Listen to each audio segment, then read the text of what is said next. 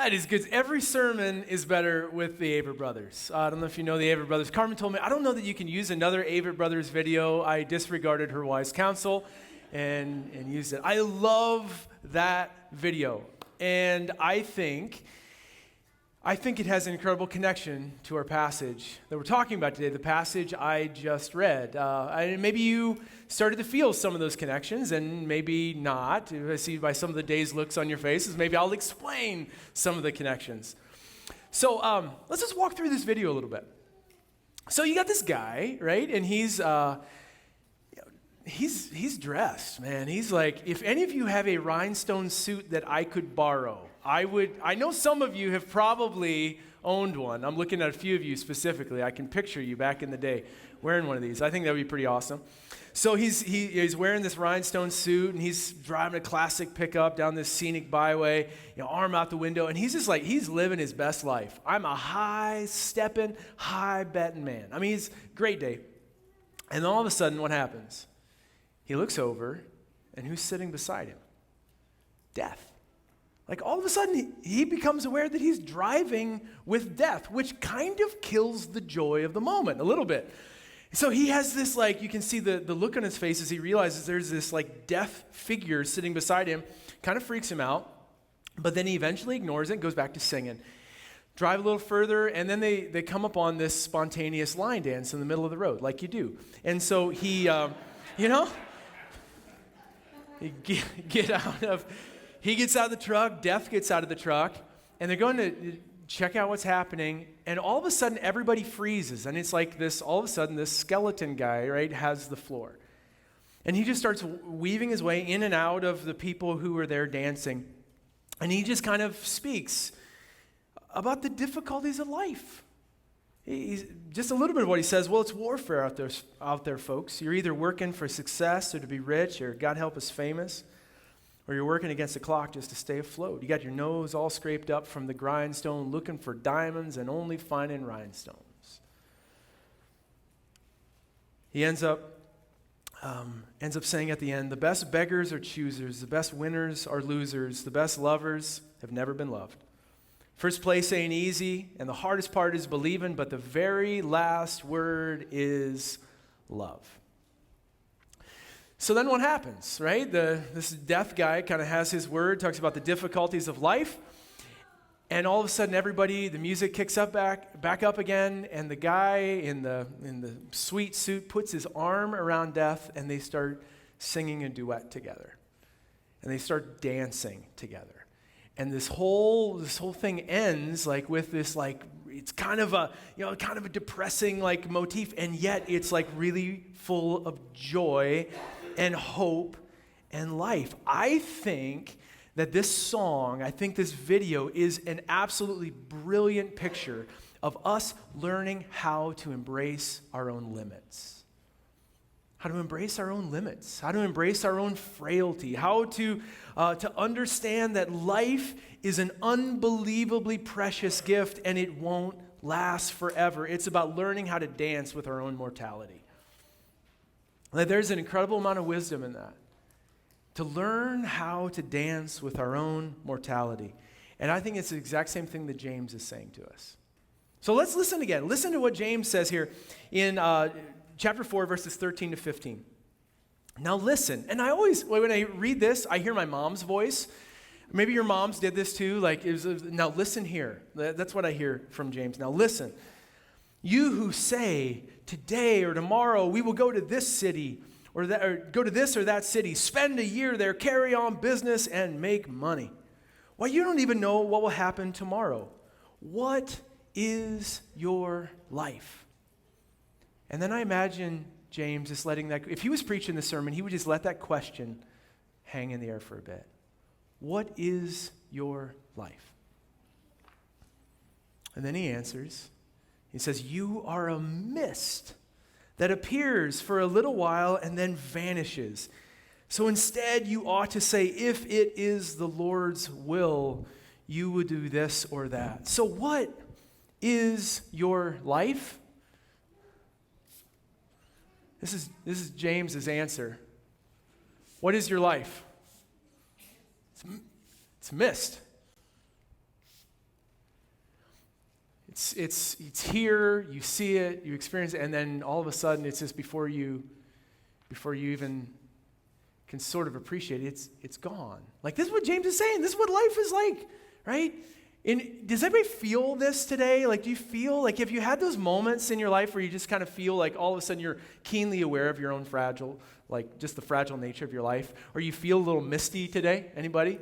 We got one in the back there, misty. Ha ha ha. This is what James says, right? I mean, if we were listening to a Kansas tune, what James is like, we're mist in the wind. That's what we are. That's what life is, just mist in the wind. So maybe like you've had these moments on like a beautiful fall day where you come out early in the morning and there's this mist just hanging low on the ground. Those beautiful mornings. We live right across the street from a park and this, it's a wet weather creek. It's a drainage ditch, but we call it a wet weather creek. And someday when we sell our house, we're going to say we have waterfront property. So it's we have this ditch, and sometimes there's water in it. And on these autumn mornings, all of a sudden you come out, and there's humidity in the air, and there's this mist that's hanging over the ground. And it's beautiful, right? I mean, it's kind of mysterious, and it's cool, and it's beautiful. And James says that's like human life. It's like it holds all this beauty and all this mystery. And yet, what happens when the sun rises to the mist? When the sun rises and the light shines on it and the heat hits it, it disappears. It's gone. And this is a little bit what we are like, that we have no idea what today will bring, let alone tomorrow. But here we are with big plans. And most of the time we're unaware that we're driving with our own mortality. It's close to us. Big plans and really fragile lives. We're high-stepping, high-betting people making big plans for the future, but we're unaware most of the time that our lives are incredibly fragile. Did anybody feel fragile this last week? Right? This is a great sermon example. Thank you, Lord, for a sermon example. Right? Friday morning, like 10 to 8, you're hanging out wherever you are, and all of a sudden the earth begins to shake. Right? Anybody feel fragile in those moments? You realize, or how about last night? Everybody wake up in the middle of the night, right, to the earth shaking? The scariest thing in our house is our dog. Our dog freaks out, and so you startle you in the middle of the night. Yeah, there's this sense, like, right, when the earth underneath your feet begins to shake of just like, we feel like how little we're actually in control of. Like how little, like most of our life and the things we accumulate, it's kind of like mismanagement, right? I'm just going to like try to hold on to it, and yet it's gone. It's here, and then it's not. It's gone. And so, James is teaching us how to hold our lives in a proper perspective. And he kind of gives this warning about planning ahead. He's like, you're making big plans. You're saying, okay, today, tomorrow, we'll go to this city, that city.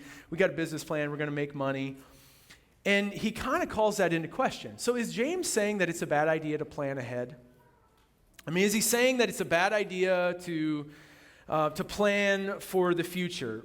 Maybe what James is saying is just go ahead, scrap your 401k, your IRA, just like don't bother investing for the future, just enjoy it now. You feel like that's what he's saying? Don't bother with a plan for the future, just sort of roll with the punches. I'm a Dave Ramsey fan. I don't know how many of you listen to Dave Ramsey or whatever, but Dave Ramsey, he's like, put your 15% of your income in good growth stock mutual funds, right? And so if you do that, right, you sort of put money away for the future. This is what we expect, isn't it? Up and to the right, baby. Woo! And you can start looking at like, okay, when we're 40 and 60 and 80, like here's where we'll be. And I think James calls that into question. He says, like, you don't control your life. You have no idea. You have no idea what tomorrow will hold. And so James, is he saying that planning for the future is wrong? I don't think so, but it certainly can be. It certainly can be. In fact, he calls it evil. He says this kind of like boastful scheming of saying like, this is the plan, this is how it's going to go, and we put our plans in place as if we did this and this and this, it's going to lead to these ends. And he says like that kind of way of viewing our lives, it is arrogant and is boastful, and he says it's actually evil. But planning for the future is a helpful thing. Without it, our lives will just be chaos. But when we put our confidence in our plans, thinking we're in control of our own destiny, we become arrogant, and that is a problem. And I think it's as if this passage is like a spray in the face, right?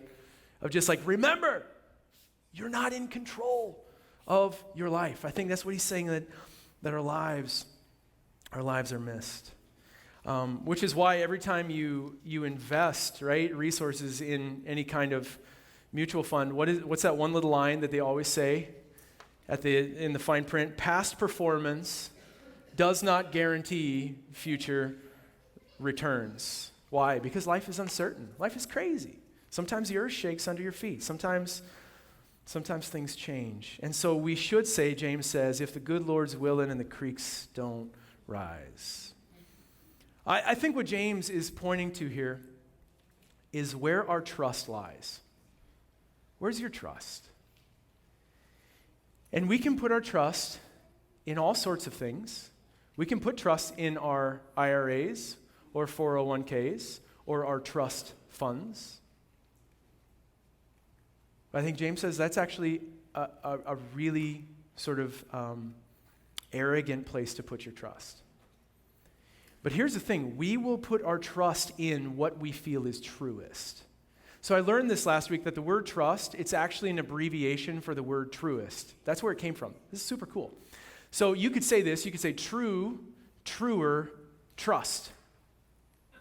And you will put your trust in whatever you think is truest, whatever you think is most solid, whatever you think is most secure, whatever will give you the most comfort, the most peace when you lay your head on your pillow at night, that is what you will put your trust in. And James is saying if we are putting our trust in our hope for the future, in that capacity, in money and whatever it is, we will be very disappointed because we do not control the future. We don't control our own lives. We don't even control tomorrow. But if we place our trust in God, in the belief that God is truest, that God is the one who is solid, that he will be with us even when the earth begins to shake, to put our trust in the one who is truest. Should we make plans? Yes, please make plans. God gave you the wisdom to be able to plan ahead and to be wise with the gifts that God has given you, but make plans prayerfully. Like make your plans prayerfully. To say that when you're planning for the future, to say, God, we don't know what tomorrow brings, and we trust that you know better than we do what we need. So God, help us to make wise plans, help us to plan from your perspective, and then surrender all of your plans to God. Like that's a really healthy way, I think James says, to look at the future, is to make plans prayerfully and then surrender all those plans to God. Does that make sense? Because God is the one who is truest. So we will trust the one who is truest. So now, let's take a look at chapter 5, verse 1. This passage makes a sharp right-hand turn. So I'm going to warn you, this is like one of the things we try to do is just like move through the scriptures. And so sometimes the Bible says something that is hard to hear and hard to sort of sit with. And this is one of those passages that it is like fire. It is hot. So let's take a look at it. Now listen, you rich people. Again, now listen here. Now listen, you rich people. Weep and wail because of the misery that is coming on you. Your wealth has rotted and moths have eaten your clothes. Gold and silver are corroded. Their corrosion will testify against you and eat your flesh like fire. Sorry for the kids in the room. That's an intense image. You have hoarded wealth in the last days. Look, the wages you failed to pay the workers who mowed your fields are crying out against you. The cries of the harvesters have reached the ears of the Lord Almighty. You have lived on the earth in luxury and self-indulgence. You have fattened yourself in the day of slaughter. You have condemned and murdered the innocent one who was not opposing you. I mean, right? I mean, this is This is incredibly difficult. James is like furious at injustice. He's furious at those who exploit the poor. And he's in line with the Old Testament prophets. Have you ever read the Old Testament prophets? Especially like Amos. Amos was called the thundering prophet. And Amos says some really hard stuff about the injustice that was happening where the wealthy people are exploiting the poor for their own gain. And Amos, like he's like, you cows of Bashan, he says at one point. Bashan was like this place everybody went for their summer like vacations or whatever. They had like houses in Bashan and houses somewhere else in Israel. And he's like, you exploit the poor. And he's furious about it. He's absolutely furious. And James is like in line with these Old Testament prophets who are criticizing those who have plenty and yet take advantage of those who don't. And James is pointing ahead. He says, okay, so here's the deal. Someday a reckoning is gonna come.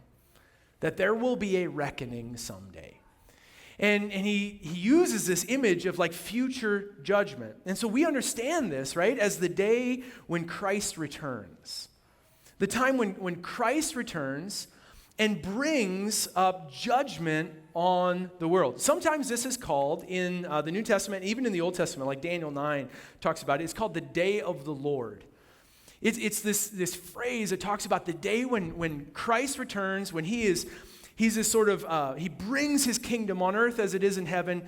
He's revealed as the King of Kings and the Lord of Lords, and he brings his goodness and his justice to the world. Right? That's what the day of the Lord talks about. Think about it like this. It's like if the world is existing right now in darkness. How many of you think there's darkness in the world? Right? I mean, there's darkness in the world. There's darkness inside of us. There's darkness in the world. There's all kinds of pain. There's all kinds of brokenness.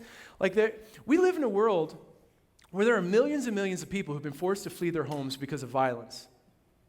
Right? Because some wealthy, powerful people cause so much chaos that people, families, children have been displaced from their homes. That's broken. And so someday, the promise of God is that someday Jesus is going to come and he's going to sort all of that out. He's going to right all of the wrongs. He will set the world to right. That when he comes, it's as if his perfect light illuminates all the darkness in the world. And it is a day of incredible hope. The day of the Lord, the return of Christ, is incredible. Is this picture of hope and purpose that we are now living for, to say, "Come, Lord Jesus." And it's incredibly hopeful, unless you've been oppressing people, unless you've cheated people out of what was rightfully theirs, unless you've taken advantage of people for your own gain, then that day is pretty scary. You see, James, he says, in our words, maybe we say like this, money talks. Have you heard that phrase, money talks? And sometimes it screams. Money talks, but sometimes it screams, and it screams when we have accumulated money that didn't belong to us, when we've gotten dishonest gain, when we've taken advantage of the weak or the poor. And James, he paints this image. He's like, it's like your wealth that you've got dishonestly, you've stockpiled it, you've stored it away, and it's corroded. Your gold, your silver, it's corroded. And it's this image of, like in James's day, they didn't have banks to store resources in. They didn't have banks that were like, FDIC insured or whatever. And so they would bury their wealth. They buried in a hole in the backyard. And the image is like somebody who's like stockpiling wealth, cheating people so they can gain a little bit more. They have plenty already, but they're gaining a little bit more, and they're stockpiling it. And he says the wealth has corroded, and the corrosion of these riches will testify against us. And it says we'll eat our flesh. And that word flesh can also mean soul. We'll eat our souls like fire. Now, let me tell you, I have had... It's one of the incredible privileges I get as a pastor is to sit with people in the holiest, most tender moments of their lives. That I've gotten to be with numerous people at the end of life. Like when it's all of a sudden, you realize like, It's almost gone. Like my life is almost gone. And I know that what happens at the end of life, when the mist is just about at the end, we start to look back over our life and we start to become keenly aware of the places, perhaps, where we've hurt other people, where we've mistreated other people, where we've cheated people, things we owe, debts that are yet unsettled. And sadly, I have sat with people who there are some who you sit with them at the end of life, and it is the most beautiful, holy moment as they move from this life into the next with such peace and comfort of just knowing that they've walked with God throughout their life and they're going to walk with God into eternity. That they're just they've entrusted their whole selves to God, their whole lives. And so the next step from here to eternity is just one of, it's the most natural next step possible. And I've also sat with people who were so tormented, who were so just sort of, had so much corrosion in their soul, because as they looked back over their life, they realized, I've hurt and I've cheated and I've made my whole life on accumulating things that weren't rightfully mine. And that is a really painful experience. And I believe that God is so gracious, that God forgives us when we ask for forgiveness. And I also believe that if it is in our power to go back and make something right, I think we're called to do that. The story of Zacchaeus, right? Jesus, he comes to Zacchaeus' house. Zacchaeus was a wealthy tax collector, made his riches cheating people out of what was theirs. And Jesus comes to Zacchaeus' house and he sits around the dinner table, and it's as if the light of Jesus is like shining into Zacchaeus' heart, into the darkness of his heart.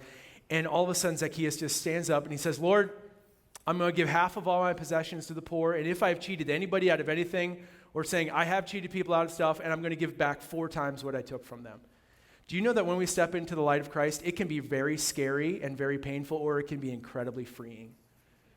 It can be incredibly healing. And for Zacchaeus, it was incredibly healing.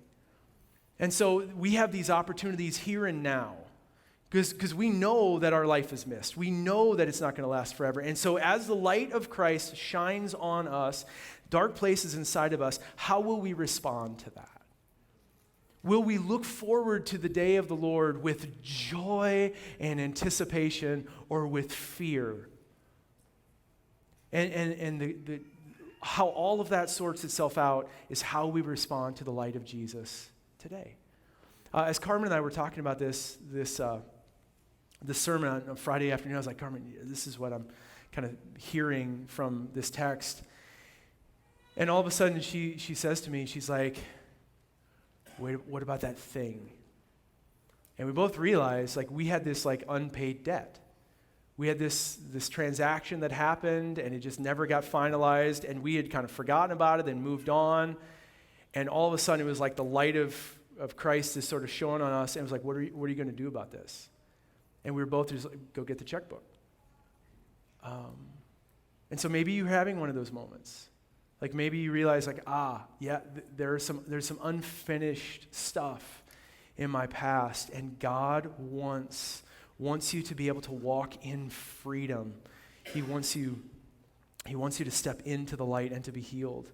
John Wesley, because we're so tempted to put our trust in money, money lies to us all the time. It wants us to believe that it is truest, that it is most secure. And so John Wesley, he gave us 3 sort of rules for dealing with money. I'm just going to give these to you real quick. Super practical, very, very helpful. They're in your notes if you want to check them out. Number 1 is gain all you can. Gain all you can. Use your gifts. God has given you abilities and talents and, just the things that only you can do in this world. And so work hard with your life. Like it's a command, right?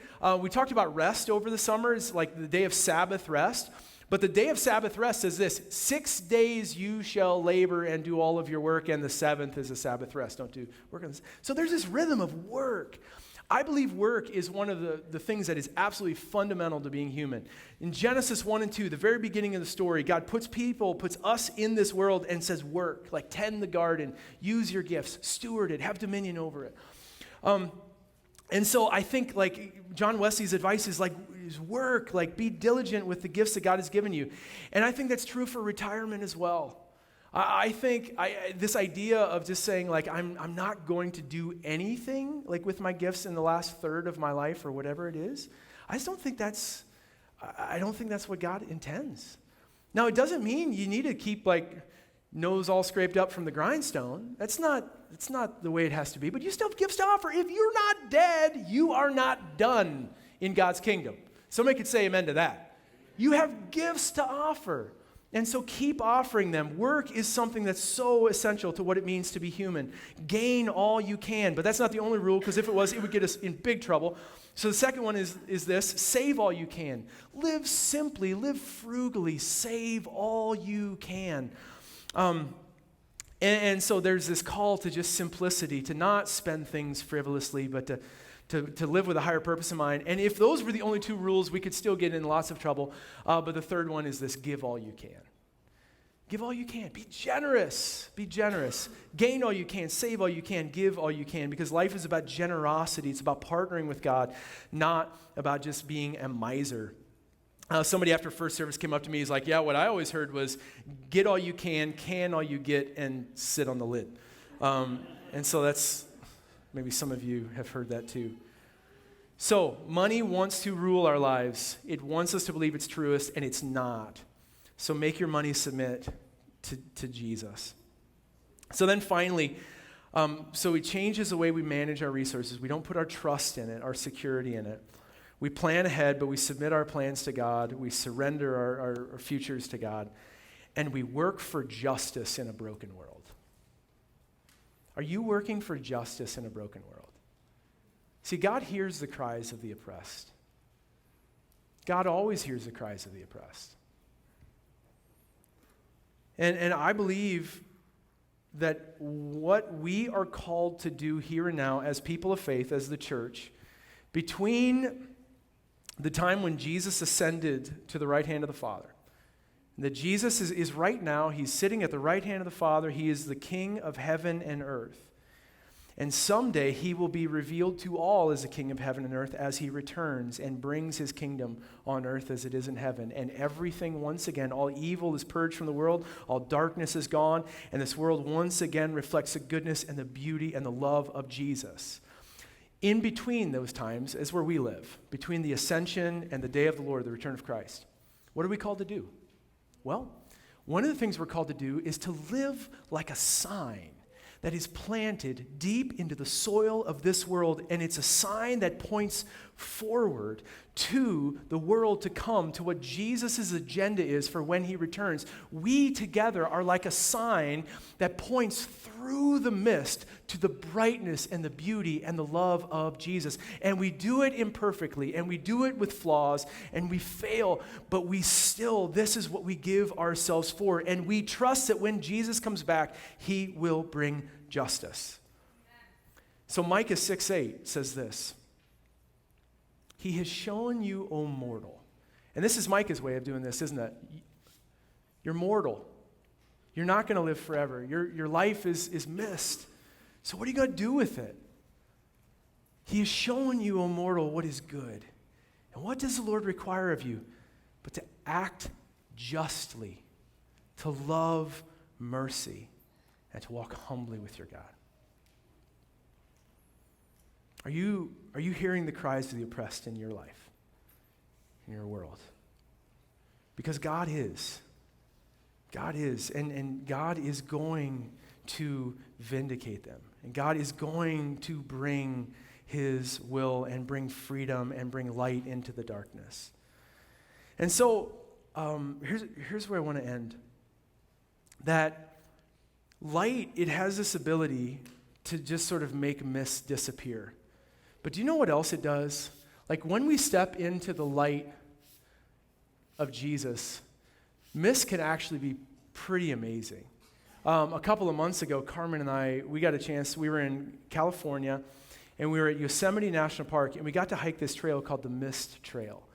And it's called the Mist Trail because you hike up to this waterfall called Vernal Falls, and it's in May, so all the snow melt coming off the Sierra Nevada mountains, it's crazy. So there's water gushing over the falls, And you're hiking up and you're getting soaking wet. Now, I'm quite a bit in front of Carmen because when we're hiking, it's every person for themselves. But at one point, I turn around to just, make sure she's okay. And this is what I see. You know what happens like when we take the mist of our lives, just our fragile lives, the lives that we don't actually have control over, and we bring them into the light of God's love? It makes something really, really beautiful. That there is a way of dancing with our own mortality, of dancing with our flaws, of dancing with our limits, and allowing God to shine his light on our lives and to care about the things that God cares about and to add beauty to this world, beauty that will endure forever. So God, we come to you and we don't want to be afraid of your light. And maybe some of us are. God, that even in these moments as your light shines in our heart, God, we realize that there's a lot there that needs to be sort of lit up. And so, God, would you give us the courage to not run from the light, but to step into it? And it's going to feel like pain. And it feels like this gut check moment that makes us super uncomfortable. And yet we know there's healing on the other side of it. So God, if there's any of us who realize we have unpaid debts, if we realize we have been taking advantage, God, that we have been exploiting, God, we ask that you would forgive us, God, that you would flood us with your grace, and you would also, God, help us to make it right. God, help us to care about the things that you care about. God, help us to hear the cries of the poor and the oppressed. God, help us to tune our ears, God, to the way that you tune yours to the cries of the hurting. And God, we ask that if anyone is in this space this morning that feels oppressed, that feels beaten down, that feels, God, like everything is against them, God, I pray that you would speak good news of life. God, good news of hope, good news of this great reversal that is coming in the kingdom of God. God, would you shine your light on us and would you make us beautiful? God, as we partner with you to do your work in the world, God, we ask that we could add beauty to this world, beauty that will last forever.